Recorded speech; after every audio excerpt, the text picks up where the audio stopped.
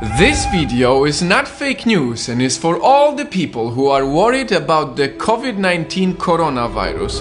I did a lot of research and found a remedy to everyone's fear, and the remedy is in numbers, because numbers don't lie. Let's start with how many people are sick right now. 80,000. That's quite a lot. But out of this, 77,000 people are in China. So if you're not from China, that should remove 96% of your worry. Now, let's assume somehow you got the virus. In the extremely unlikely event of you getting the virus, 81% of the cases are mild.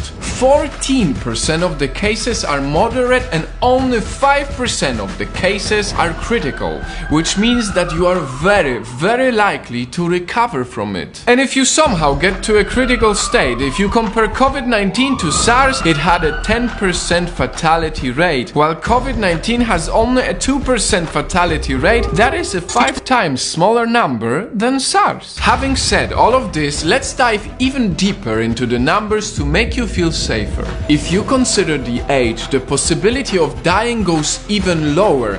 The death rate for people under 50 years old is only 0.2%. 0.2%. Everyone should know these numbers so that they see that the majority of people actually recover from COVID-19. This knowledge is essential so that less people worry. If you are under 50 years old and not living in China, you are much more likely to win the lottery, which is 1 in a 45 million chance, than actually dying from the virus.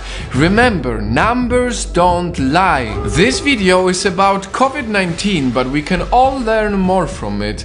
A life lesson. Let's take one of the worst days so far, February 10th, when 108 people, mainly from China, died from the virus. This is a horrible, very high number, but on the same day, cancer killed 26,283 people. Heart disease killed 24,641 people. Diabetes killed 4,300 people. And suicide on that day took 27.7 times more people than COVID-19. The lesson here for us is to cherish our lives every single day, because truth is we never know what can happen to us.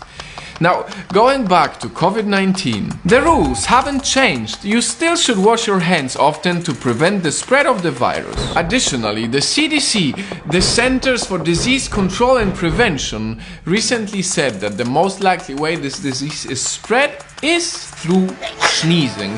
So you are still most likely to prevent the extremely unlikely event of getting sick by staying away from crowds. And last but not least, perhaps the most misinformed aspect, masks. This is coming from CDC as well. The people who are not sick do not need masks at this time. I said it in my last video. The main purpose for the mask is if you feel like you might be sick and don't want to risk sneezing on other people. Whew. I did a lot of research. This is a lot of facts and numbers, but they are important. As of 24th of February, there is no reason to panic. If there's anything we can do is to use COVID-19 as a reminder to care for our lives always, and not only when we're afraid. Because a bad diet, driving while drunk or smoking is thousands of times worse than any coronavirus. Before I end this video, I want to touch one last topic that's very important to me: racism.